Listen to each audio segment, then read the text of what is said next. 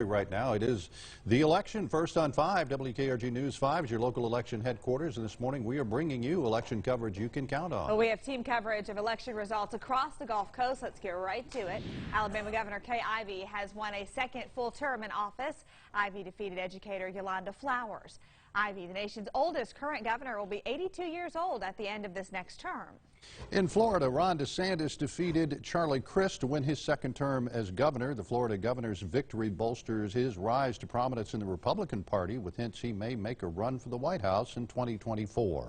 Well, longtime District Attorney Ashley Rich retired. Mobile County now has a new district attorney. Keith Blackwood has won the race for that job, beating out Moshe Donald with 61% of the vote. One of the most watched races was for the redrawn Alabama Senate District 33, which now includes parts of Baldwin County. Alabama Democrats had no problem keeping the Senate seat as Vivian Davis Figures won another term in office. Chad Petrie is following this race. He is live at the Mobile County Probate Court office this morning with that story. Good morning, Chad. Good morning, Bill. And, you know, Republicans really tried to make inroads in this district, bringing in parts of heavily Republican Spanish Fort, but that appeared to really not move the needle at all in this case. Again, Democrat Vivian Davis Figures wins with about 2/3 of the vote. That's also the margin of the Democratic majority in the district.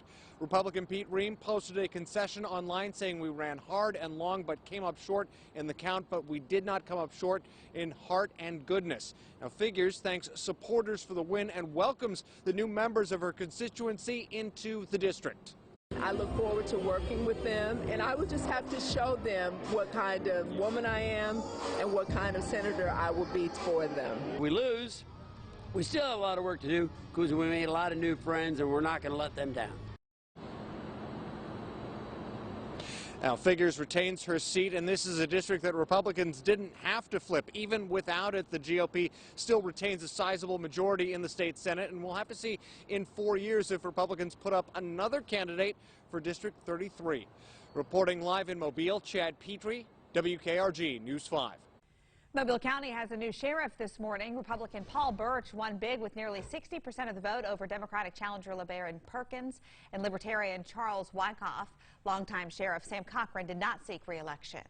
And Republican Katie Britt is Alabama's first elected female U.S. Senator. The 40-year-old former chief of staff for the retiring Richard Shelby easily defeated Democrat Will Boyd.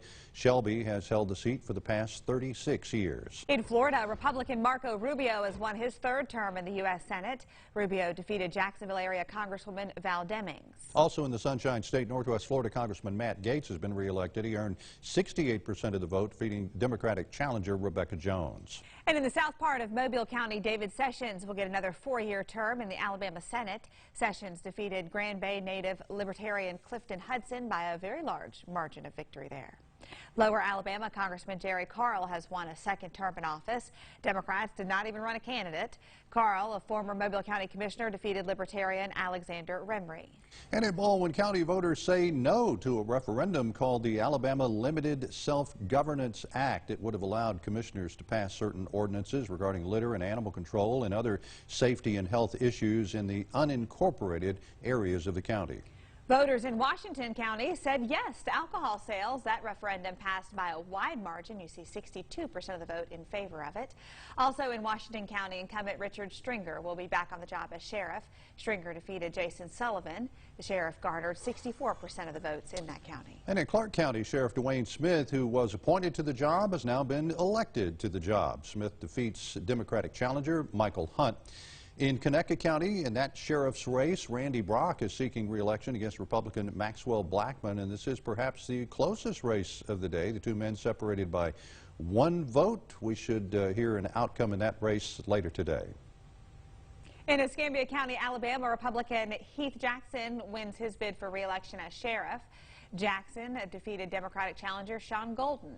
And statewide, Amendment 1 passed easily on Tuesday. This is known as Aniah's Law. It allows suspects charged with violent crimes to be held without bond.